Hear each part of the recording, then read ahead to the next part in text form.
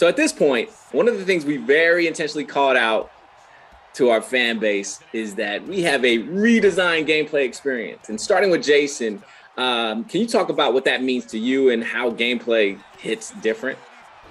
In WWE 2K22, we have a completely new animation system.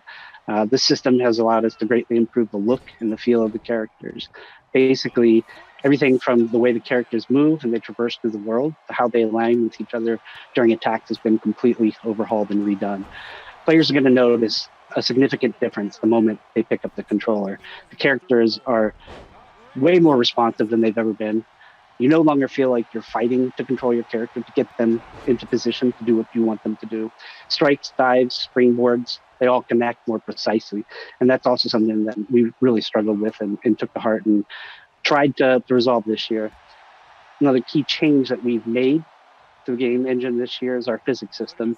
While the series has always had Havoc to some degree, it was primarily used for only hair and cloth simulation.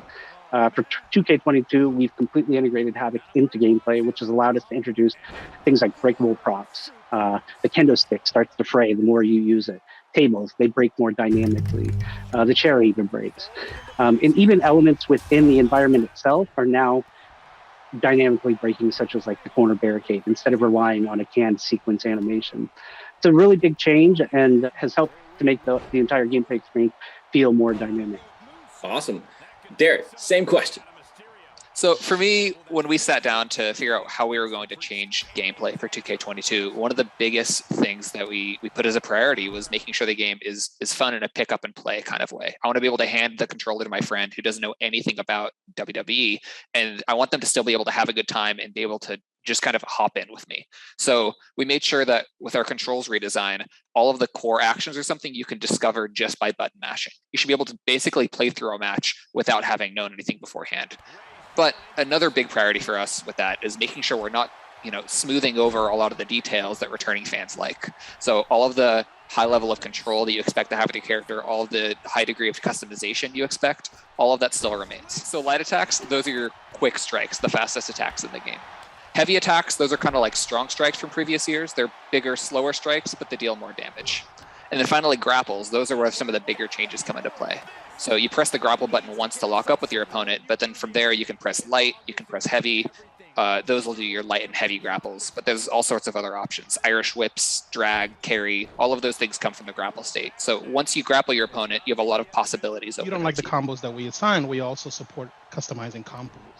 I'm personally really excited to see what cool combos our community creates. Okay, very quickly, I want to take it back to one point that Derek touched on earlier, which was about the accessibility of this game and being able to just pick it up and play. And I want to call this out mainly because I myself am a much newer player to WWE 2K. So for me, picking up and playing has been the whole experience. The controls are super easy to learn. And while my own habits fall back on button mashing the controller, even though we have that, I enjoy having to be very strategic and intentional about how I'm approaching this game, especially when it comes to the timing of things like reversals or finishers. So I can definitely attest to, hey, if you're feeling intimidated by this, please don't. Pick it up, try it out. You'll have such a blast. But also, if you're a vet and you've been playing this for a long, long time, can y'all talk about how vets can better show off their moves and what that means for the overall strategy of their experience? So a lot of the strategy for our game comes with the new defensive options that we've added this year. So one of the biggest examples is breakers. Instead of reversals being the only tool for countering your opponent's attacks, grapples and combos actually don't use reversals. Instead, you counter them with a breaker. So when you're doing a grapple or a combo on your opponent, they can counter that attack by pressing the same light, heavy, or grapple input against you. So those moves are countered with breakers. Everything else is countered with a reversal. So knowing what kind of attack you expect your opponent to perform can already prime you to know how you want to counter it. So there's already a mind game with that level. Then you have blocking, which is all new. If you hold down the reversal button, you enter a blocking stance, and that lets you withstand light, heavy, and running attacks. And then you can counterattack faster than your opponent can after blocking.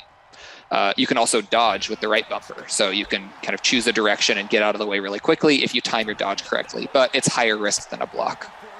And then when you're on the ground, you also can button mash to get up faster, or you can press right bumper to do a quick get up at the cost of some resource. So when you have all of those defensive options available to you, it makes when you're on defense, it's a lot more strategic, but also when you're on offense, you have to be careful with how you want to attack your opponent so that they don't counter you.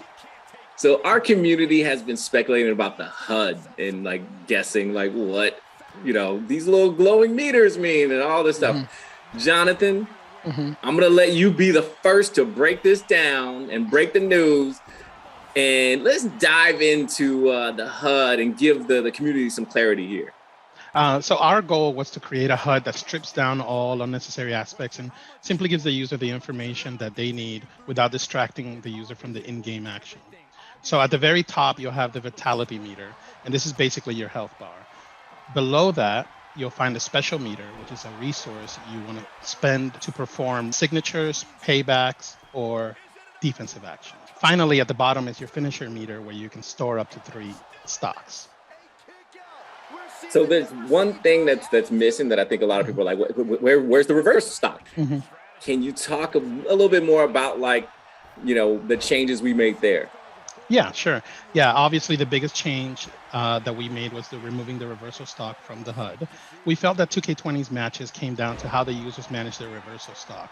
We wanted to bring a bit more skill to a match by giving the users unlimited reversals, but making them a little bit more difficult to execute.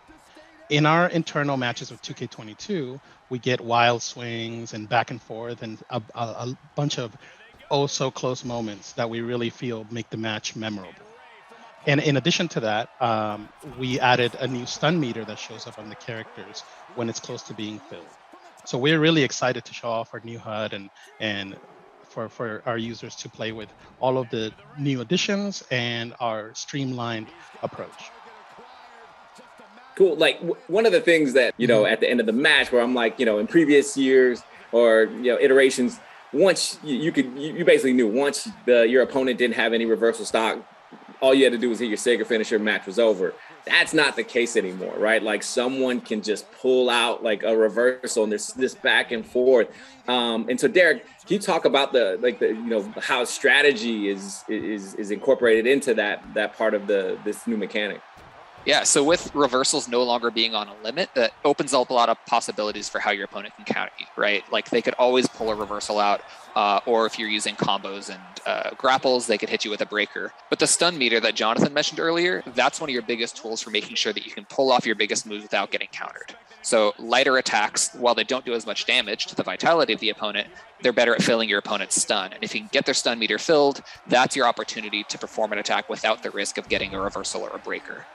Button mashing is back, y'all. Like I love it. It creates a whole new level of like intensity in those tight matches. And I got to practice my finger strength on that just so I can beat everyone down when this game goes online.